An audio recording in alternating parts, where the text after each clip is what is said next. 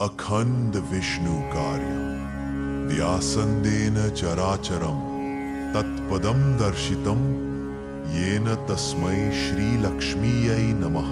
नारायणं नारायणं नारायणं। अखंड विष्णु कार्य व्यासंदेन चराचरम तत्पदम दर्शितम येन तस्मै श्रीलक्ष्मीयै नमः। नारायणं नारायणं नारायणं। अखंड विष्णु कार्य व्यासंदेन चराचरम तत्पदम दर्शितम येन तस्मै श्रीलक्ष्मीयै नमः। नारायणं नारायणं नारायणं। अखंड विष्णु कार्य व्यासंदेन चराचरम तत्पदम दर्शितम येन तस्मै श्रीलक्ष्मीयै नमः। नारायणं नारायणं नारायणं। अखंड विष्णु कार्य व्यासंदेन चराचरम तत्पदम दर्शितम येन तस्मै श्रीलक्ष्मीयै नमः। नारायणं नारायणं नारायणं।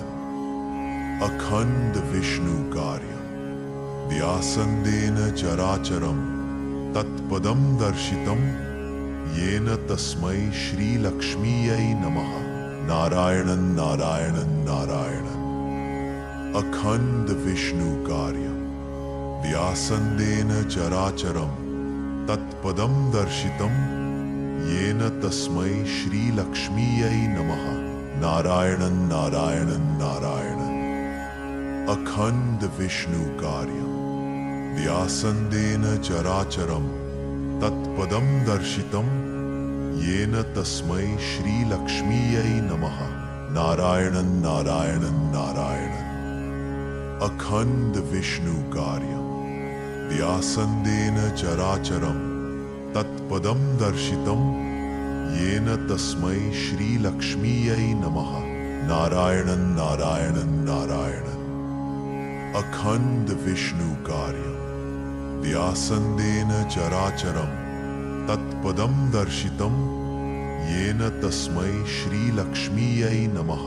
नारायणं नारायणं नारायणं। अखंड विष्णु कार्य व्यासंदेन चराचरम तत्पदम दर्शितम येन तस्मै श्रीलक्ष्मीयै नमः। नारायणं नारायणं नारायणं। अखंड विष्णु कार्य व्यासंदेन चराचरम तत्पदम दर्शितम येन तस्मै श्रीलक्ष्मीयै नमः। नारायणं नारायणं नारायणं।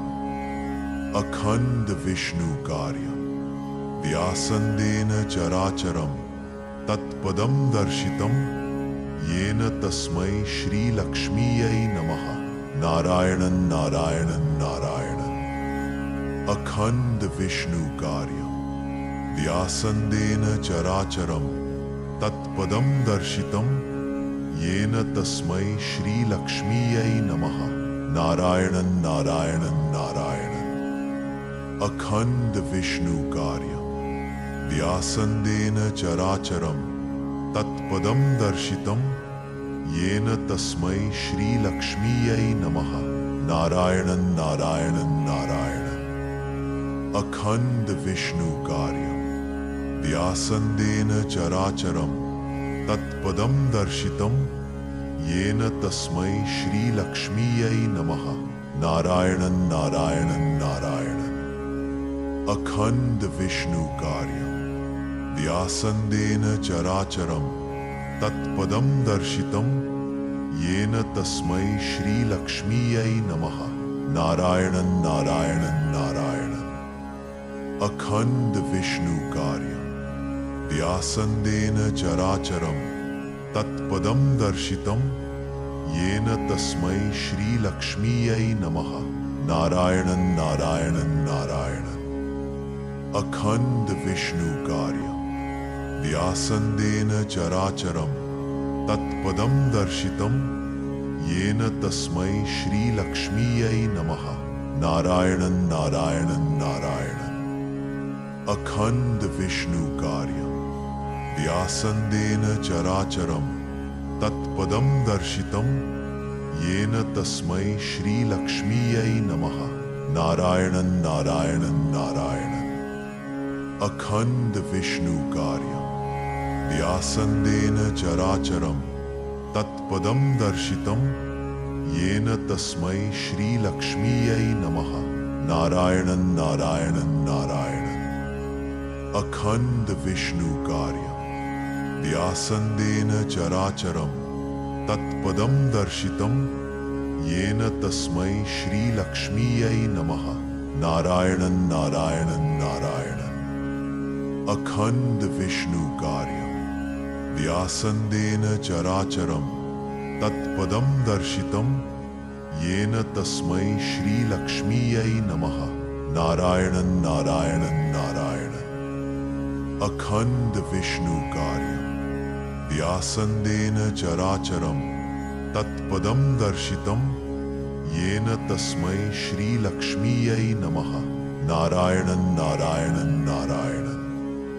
अखंड विष्णु कार्यम् व्यासन्देन चराचरं तत्पदं दर्शितं येन तस्मै श्रीलक्ष्मीयै नमः। नारायणं नारायणं नारायणम्। अखंड विष्णु कार्यम् व्यासन्देन चराचरं तत्पदं दर्शितं येन तस्मै श्रीलक्ष्मीयै नमः। नारायणं नारायणं नारायणम्। अखंड विष्णु कार्यम् व्यासन्देन चराचरं तत्पदं दर्शितं येन तस्मै श्रीलक्ष्मीयै नमः। नारायणं नारायणं नारायणम्। अखंड विष्णु कार्यम् व्यासन्देन चराचरं तत्पदं दर्शितं येन तस्मै श्रीलक्ष्मीयै नमः। नारायणं नारायणं नारायणम्। अखंड विष्णु कार्यम् व्यासन्देन चराचरं तत्पदं दर्शितं येन तस्मै श्रीलक्ष्मीयै नमः। नारायणं नारायणं नारायणम्। अखंड विष्णु कार्यम् व्यासन्देन चराचरं तत्पदं दर्शितं येन तस्मै श्रीलक्ष्मीयै नमः। नारायणं नारायणं नारायणम्। अखंड विष्णु कार्यम् व्यासन्देन चराचरं तत्पदं दर्शितं येन तस्मै श्रीलक्ष्मीयै नमः। नारायणं नारायणं नारायणम्। अखंड विष्णु कार्यम् व्यासन्देन चराचरं तत्पदं दर्शितं येन तस्मै श्रीलक्ष्मीयै नमः। नारायणं नारायणं नारायणम्। अखंड विष्णु कार्यम् व्यासन्देन चराचरं तत्पदं दर्शितं येन तस्मै श्रीलक्ष्मीयै नमः। नारायणं नारायणं नारायणम्। अखंड विष्णु कार्यम् व्यासन्देन चराचरं तत्पदं दर्शितं येन तस्मै श्रीलक्ष्मीयै नमः। नारायणं नारायणं नारायणम्। अखंड विष्णु कार्यम् व्यासन्देन चराचरं तत्पदं दर्शितं येन तस्मै श्रीलक्ष्मीयै नमः। नारायणं नारायणं नारायणम्। अखंड विष्णु कार्यम् व्यासन्देन चराचरं तत्पदं दर्शितं येन तस्मै श्रीलक्ष्मीयै नमः। नारायणं नारायणं नारायणम्। अखंड विष्णु कार्यम् व्यासन्देन चराचरं तत्पदं दर्शितं येन तस्मै श्रीलक्ष्मीयै नमः। नारायणं नारायणं नारायणम्। अखंड विष्णु कार्यम् व्यासन्देन चराचरं तत्पदं दर्शितं येन तस्मै श्रीलक्ष्मीयै नमः। नारायणं नारायणं नारायणम्। अखंड विष्णु कार्यम् व्यासन्देन चराचरं तत्पदं दर्शितं येन तस्मै श्रीलक्ष्मीयै नमः। नारायणं नारायणं नारायणम्। अखंड विष्णु कार्यम व्यासंदेन चराचरम तत्पदम दर्शितम येन तस्मै श्री लक्ष्मीयै नमः। नारायणं नारायणं नारायणं अखंड विष्णु कार्यम व्यासंदेन चराचरम तत्पदम दर्शितम येन तस्मै श्री लक्ष्मीयै नमः। नारायणं नारायणं नारायणं अखंड विष्णु कार्यम व्यासंदेन चराचरम तत्पदम दर्शितम येन तस्मै श्री लक्ष्मीयै नमः। नारायणं नारायणं नारायणं अखंड विष्णु कार्यम व्यासंदेन चराचरम तत्पदम दर्शितम येन तस्मै श्री लक्ष्मीयै नमः। नारायणं नारायणं नारायणं अखंड विष्णु कार्यम व्यासंदेन चराचरम तत्पदम दर्शितम येन तस्मै श्री लक्ष्मीयै नमः। नारायणं नारायणं नारायणं अखंड विष्णु कार्यम व्यासंदेन चराचरम तत्पदम दर्शितम येन तस्मै श्री लक्ष्मीयै नमः। नारायणं नारायणं नारायणं अखंड विष्णु कार्यम व्यासंदेन चराचरम तत्पदम दर्शितम येन तस्मै श्री लक्ष्मीयै नमः। नारायणं नारायणं नारायणं अखंड विष्णु कार्यम व्यासंदेन चराचरम तत्पदम दर्शितम येन तस्मै श्री लक्ष्मीयै नमः। नारायणं नारायणं नारायणं अखंड विष्णु कार्यम व्यासंदेन चराचरम तत्पदम दर्शितम येन तस्मै श्री लक्ष्मीयै नमः। नारायणं नारायणं नारायणं अखंड विष्णु कार्यम व्यासंदेन चराचरम तत्पदम दर्शितम येन तस्मै श्री लक्ष्मीयै नमः। नारायणं नारायणं नारायणं अखंड विष्णु कार्यम व्यासंदेन चराचरम तत्पदम दर्शितम येन तस्मै श्री लक्ष्मीयै नमः। नारायणं नारायणं नारायणं अखंड विष्णु कार्यम व्यासंदेन चराचरम तत्पदम दर्शितम येन तस्मै श्री लक्ष्मीयै नमः।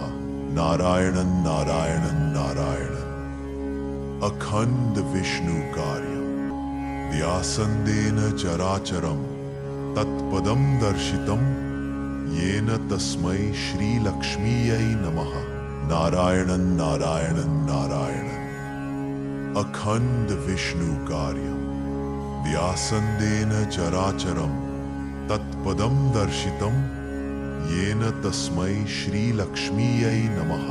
नारायणं नारायणं नारायणं अखंड विष्णु कार्यम व्यासंदेन चराचरम तत्पदम दर्शितम येन तस्मै श्री लक्ष्मीयै नमः। नारायणं नारायणं नारायणं अखंड विष्णु कार्यम व्यासंदेन चराचरम तत्पदम दर्शितम येन तस्मै श्री लक्ष्मीयै नमः। नारायणं नारायणं नारायणं अखंड विष्णु कार्यम व्यासंदेन चराचरम तत्पदम दर्शितम येन तस्मै श्री लक्ष्मीयै नमः। नारायणं नारायणं नारायणं अखंड विष्णु कार्यम व्यासंदेन चराचरम तत्पदम दर्शितम येन तस्मै श्री लक्ष्मीयै नमः। नारायणं नारायणं नारायणं अखंड विष्णु कार्यम व्यासंदेन चराचरम तत्पदम दर्शितम येन तस्मै श्री लक्ष्मीयै नमः। नारायणं नारायणं नारायणं अखंड विष्णु कार्यम व्यासंदेन चराचरम तत्पदम दर्शितम येन तस्मै श्रीलक्ष्मीयै नमः। नारायणं नारायणं नारायणं। अखंड विष्णु कार्य व्यासंदेन चराचरं तत्पदं दर्शितं येन तस्मै श्रीलक्ष्मीयै नमः। नारायणं नारायणं नारायणं। अखंड विष्णु कार्य व्यासंदेन चराचरं तत्पदं दर्शितं येन तस्मै श्रीलक्ष्मीयै नमः। नारायणं नारायणं नारायणं। अखंड विष्णु कार्य व्यासंदेन चराचरं तत्पदं दर्शितं येन तस्मै श्रीलक्ष्मीयै नमः। नारायणं नारायणं नारायणं। अखंड विष्णु कार्य व्यासंदेन चराचरं तत्पदं दर्शितं येन तस्मै श्रीलक्ष्मीयै नमः। नारायणं नारायणं नारायणं। अखंड विष्णु कार्य व्यासंदेन चराचरं तत्पदं दर्शितं येन तस्मै श्रीलक्ष्मीयै नमः। नारायणं नारायणं नारायणं। अखंड विष्णु कार्य व्यासंदेन चराचरं तत्पदं दर्शितं येन तस्मै श्रीलक्ष्मीयै नमः। नारायणं नारायणं नारायणं। अखंड विष्णु कार्य व्यासंदेन चराचरं तत्पदं दर्शितं येन तस्मै श्रीलक्ष्मीयै नमः। नारायणं नारायणं नारायणं। अखंड विष्णु कार्य व्यासंदेन चराचरं तत्पदं दर्शितं येन तस्मै श्रीलक्ष्मीयै नमः। नारायणं नारायणं नारायणं।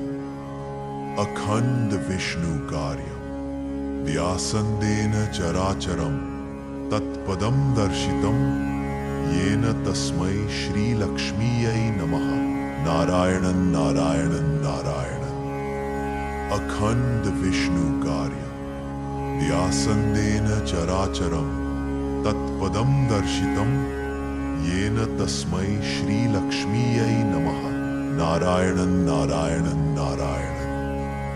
अखंड विष्णु कार्य व्यासंदेन चराचरं तत्पदं दर्शितं येन तस्मै श्रीलक्ष्मीयै नमः। नारायणं नारायणं नारायणं। अखंड विष्णु कार्य व्यासंदेन चराचरं तत्पदं दर्शितं येन तस्मै श्रीलक्ष्मीयै नमः। नारायणं नारायणं नारायणं। अखंड विष्णु कार्य व्यासंदेन चराचरं तत्पदं दर्शितं येन तस्मै श्रीलक्ष्मीयै नमः। नारायणं नारायणं नारायणं। अखंड विष्णु कार्य व्यासंदेन चराचरं तत्पदं दर्शितं येन तस्मै श्रीलक्ष्मीयै नमः। नारायणं नारायणं नारायणं। अखंड विष्णु कार्य व्यासंदेन चराचरं तत्पदं दर्शितं येन तस्मै श्रीलक्ष्मीयै नमः। नारायणं नारायणं नारायणं। अखंड विष्णु कार्य व्यासंदेन चराचरं तत्पदं दर्शितं येन तस्मै श्रीलक्ष्मीयै नमः। नारायणं नारायणं नारायणं। अखंड विष्णु कार्य व्यासंदेन चराचरं तत्पदं दर्शितं येन तस्मै श्रीलक्ष्मीयै नमः। नारायणं नारायणं नारायणं। अखंड विष्णु कार्य व्यासंदेन चराचरं तत्पदं दर्शितं येन तस्मै श्रीलक्ष्मीयै नमः। नारायणं नारायणं नारायणं। अखंड विष्णु कार्य व्यासंदेन चराचरं तत्पदं दर्शितं येन तस्मै श्रीलक्ष्मीयै नमः। नारायणं नारायणं नारायणं। अखंड विष्णु कार्यम व्यासंदेन चराचरम तत्पदम दर्शितम येन तस्मै श्रीलक्ष्मीयै नमः। नारायणं नारायणं नारायणं। अखंड विष्णु कार्यम व्यासंदेन चराचरम तत्पदम दर्शितम येन तस्मै श्रीलक्ष्मीयै नमः। नारायणं नारायणं नारायणं। अखंड विष्णु कार्यम व्यासंदेन चराचरम तत्पदम दर्शितम येन तस्मै श्रीलक्ष्मीयै नमः। नारायणं नारायणं नारायणं। अखंड विष्णु कार्यम व्यासंदेन चराचरम तत्पदम दर्शितम येन तस्मै श्रीलक्ष्मीयै नमः। नारायणं नारायणं नारायणं। अखंड विष्णु कार्यम व्यासंदेन चराचरम तत्पदम दर्शितम येन तस्मै श्रीलक्ष्मीयै नमः। नारायणं नारायणं नारायणं। अखंड विष्णु कार्यम व्यासंदेन चराचरम तत्पदम दर्शितम येन तस्मै श्रीलक्ष्मीयै नमः। नारायणं नारायणं नारायणं। अखंड विष्णु कार्यम व्यासंदेन चराचरम तत्पदम दर्शितम येन तस्मै श्रीलक्ष्मीयै नमः। नारायणं नारायणं नारायणं। अखंड विष्णु कार्यम व्यासंदेन चराचरम तत्पदम दर्शितम येन तस्मै श्रीलक्ष्मीयै नमः। नारायणं नारायणं नारायणं।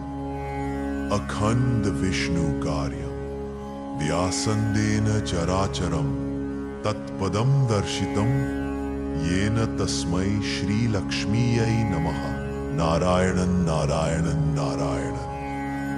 अखंड विष्णु कार्यम व्यासंदेन चराचरम तत्पदम दर्शितम येन तस्मै श्रीलक्ष्मीयै नमः। नारायणं नारायणं नारायणं। अखंड विष्णु कार्यम व्यासंदेन चराचरम तत्पदम दर्शितम येन तस्मै श्रीलक्ष्मीयै नमः। नारायणं नारायणं नारायणं। अखंड विष्णु कार्यम व्यासंदेन चराचरम तत्पदम दर्शितम येन तस्मै श्रीलक्ष्मीयै नमः। नारायणं नारायणं नारायणं। अखंड विष्णु कार्यम व्यासंदेन चराचरम तत्पदम दर्शितम येन तस्मै श्रीलक्ष्मीयै नमः। नारायणं नारायणं नारायणं। अखंड विष्णु कार्यम व्यासंदेन चराचरम तत्पदम दर्शितम येन तस्मै श्रीलक्ष्मीयै नमः। नारायणं नारायणं नारायणं। अखंड विष्णु कार्यम व्यासंदेन चराचरम तत्पदम दर्शितम येन तस्मै श्रीलक्ष्मीयै नमः। नारायणं नारायणं नारायणं। अखंड विष्णु कार्यम व्यासंदेन चराचरम तत्पदम दर्शितम येन तस्मै श्रीलक्ष्मीयै नमः।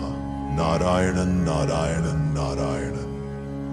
अखंड विष्णु कार्यम व्यासंदेन चराचरम तत्पदम दर्शितम येन तस्मै श्रीलक्ष्मीयै नमः। नारायणं नारायणं नारायणं। अखंड विष्णु कार्यम व्यासंदेन चराचरम तत्पदम दर्शितम येन तस्मै श्रीलक्ष्मीयै नमः। नारायणं नारायणं नारायणं।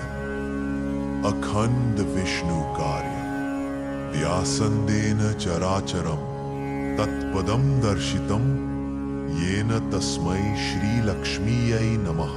नारायणं नारायणं नारायणं। अखंड विष्णु कार्यम व्यासंदेन चराचरम तत्पदम दर्शितम येन तस्मै श्रीलक्ष्मीयै नमः। नारायणं नारायणं नारायणं। अखंड विष्णु कार्यं व्यासन्देन चराचरं तत्पदं दर्शितं येन तस्मै श्रीलक्ष्मीयै नमः।